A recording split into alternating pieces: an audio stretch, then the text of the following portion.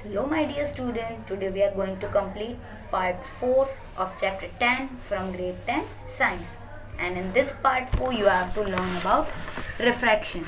So what is refraction? So refraction is nothing else but a bending of light.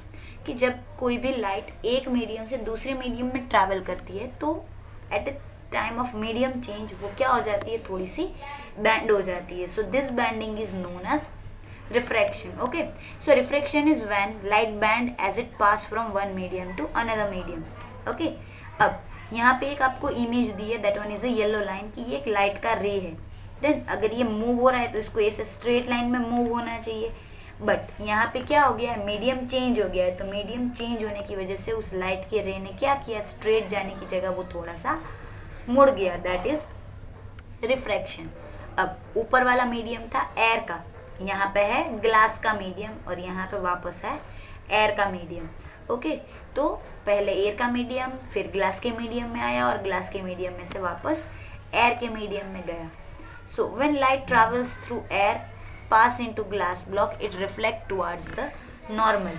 कि जब light का रे air के medium में था, लाइटर मीडियम में था, वहाँ से ग्लास के मीडियम में आया, दैट मीन्स लाइटर मीडियम में से डेंसर मीडियम में आया. तो जब भी लाइट के रे लाइटर मीडियम से डेंसर मीडियम में आते हैं वो नॉर्मल की साइड थोड़ा टर्न हो जाते हैं, थोड़ा बेंड हो जाते हैं. देन जहाँ पे वो रे टच करेंगे that is known as normal. Then तो इस रो को जाना स्ट्रेट चाहिए था, बट वो स्ट्रेट जाने की जगह पे क्या हो गया, नॉर्मल की साइड थोड़ा बेंड हो गया. कब होगा, जब lighter medium to denser medium में आएगा, that always bend on a side of normal. अब इससे उल्टा होगा, जब हैवियर मीडियम में से लाइटर मीडियम में जाएगा, जब ग्लास में से एयर में जाएगा, what happens when light pass back out glass to air it reflect away from the normal. कि जब ग्लास में से एयर में जाएगा तो जाना उसको इस डायरेक्शन में चाहिए था, बट वो क्या हुआ, नॉर्मल से थोड़ा दूर रिफ्लेक्ट हुआ. देन कि नॉर्मल से दूर चला जाता है वो.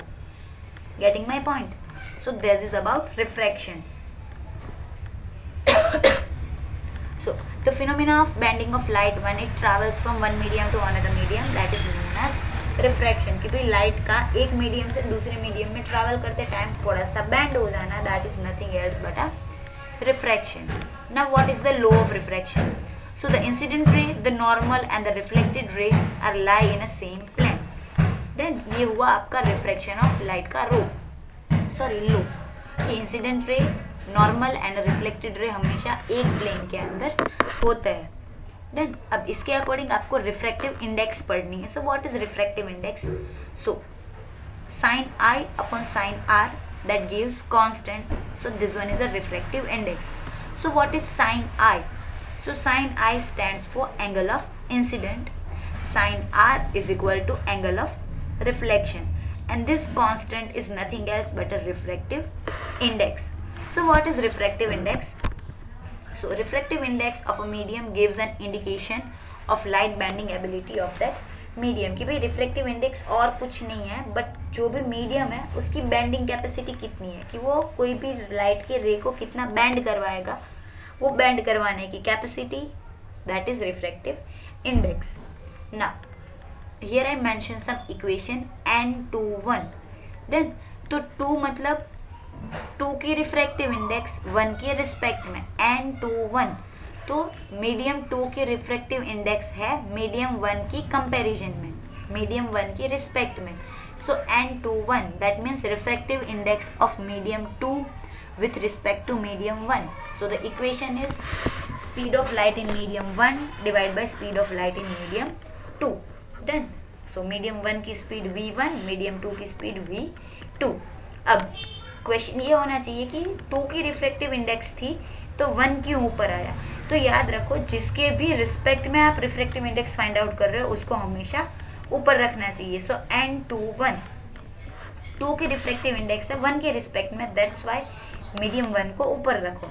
Eight same way n12 the refractive index of medium 1 with respect to medium 2. तो मीडियम 2 कहाँ पे रहेगा, ऊपर रहेगा, मीडियम 1 नीचे. Then and the nm that means speed of light in air, speed of light in medium. So air के अंदर light की speed c and the speed of light in medium that is v. Okay, already I told you that N21 is the refractive index of medium 2 with respect to medium 1. So this is about refractive index. So this one is a diagram which is indicating ray of incident and angle of incident and angle of refraction. Okay, so this one is the incident ray which form angle of incident. This one is a reflected ray which form angle of reflection. Okay, the upper medium is a air medium, the lower medium is a glass medium. Okay, thank you everyone, have a good day.